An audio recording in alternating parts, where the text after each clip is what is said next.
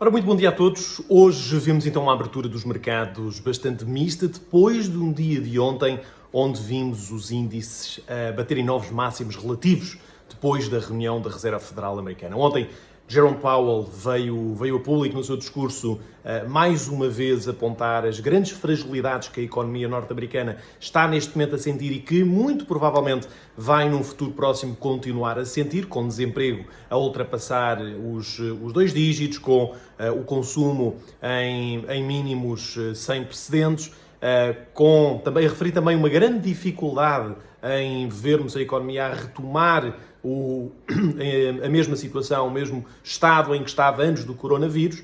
Ainda assim, vimos os índices a subirem de uma forma impulsiva, basicamente porque Jerome Powell referiu que, aconteça o que acontecer, a Fed vai estar para ajudar a economia e vai estar para continuar a utilizar as ferramentas e medidas que sejam necessárias para manter os mercados suportados. Ora, a verdade é que o que ele referiu foi que a economia dos Estados Unidos está numa situação muito preocupante. Ainda assim, o S&P 500 e principalmente o Nasdaq, que foi até que acabou por subir mais, está praticamente nos mesmos níveis antes do coronavírus. Portanto, alguma coisa aqui acaba por estar errada e a certa altura, eventualmente, vamos ter de assistir a um ajustamento para a realidade.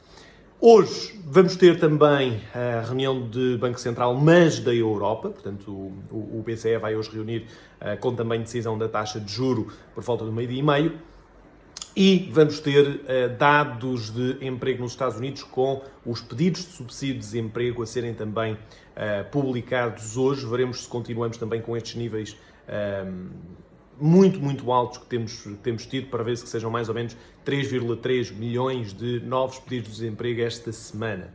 E não se esqueçam também que para a semana, portanto de amanhã 8, vamos ter então NFP a ser publicado.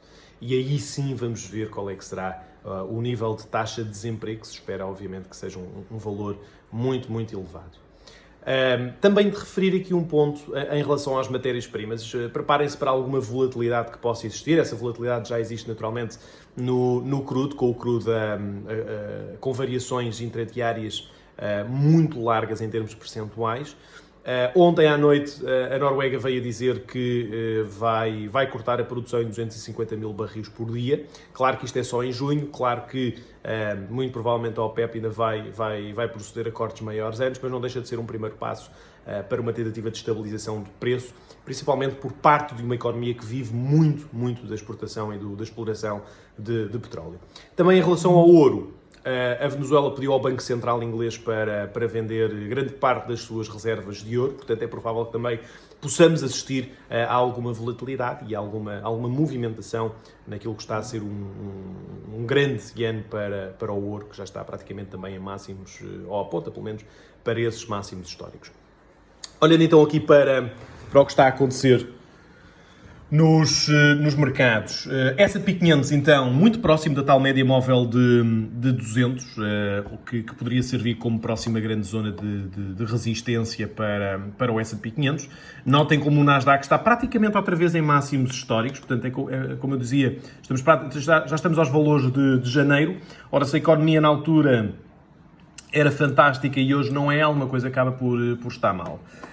Mas ainda falando aqui em relação ao S&P 500, só de referir também que o gráfico mensal, e porque hoje fecha o mês, é muito provável que o gráfico mensal feche com um engolfing à vela anterior. Ora, isto é obviamente um sinal extremamente bullish, principalmente tendo em conta que o facto de estarmos a negociar acima do preço de abertura da vela anterior derivou de uma subida efetuada nestes últimos 2 dias. E, portanto, significa que a procura que está a existir nesta altura acaba por surgir muito recentemente, e isto não foi um movimento de início de mês, foi um movimento muito recente, foi um movimento de agora. VIX continua, apesar de tudo, sem se mexer. Notem como o VIX, apesar de vermos o S&P 500 e o Nasdaq quase em máximos históricos novamente, o VIX mesmo assim mantém-se acima dos 32%. Portanto, atenção aqui também, porque isto significa que, apesar de tudo, há muitos investidores que não estão a ir nesta conversa da Fed e querem manter-se protegidos para uma eventual queda dos índices e por isso estão compradores não estão compradores de ciclos, mas estão compradores de opções sobre uma proteção de uma potencial queda dos índices.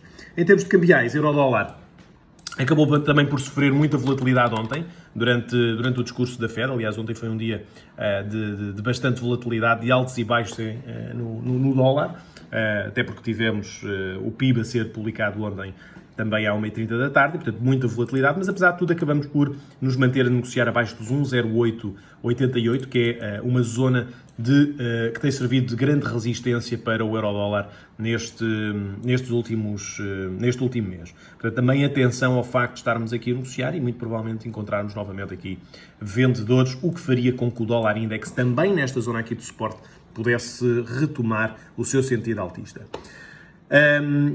Petróleo, só para terminar, também petróleo a quebrar os 12,2 dólares, isto no preço spot, a retestá-los e a encontrar esta zona como uma zona de suporte, portanto era uma zona de resistência, torna-se agora uma zona de suporte. Veremos se o petróleo manterá então esta estabilização do preço e continuará a partir daqui a subir. Eu volto então às 2h15 para a abertura do mercado norte-americano. Um abraço e até já.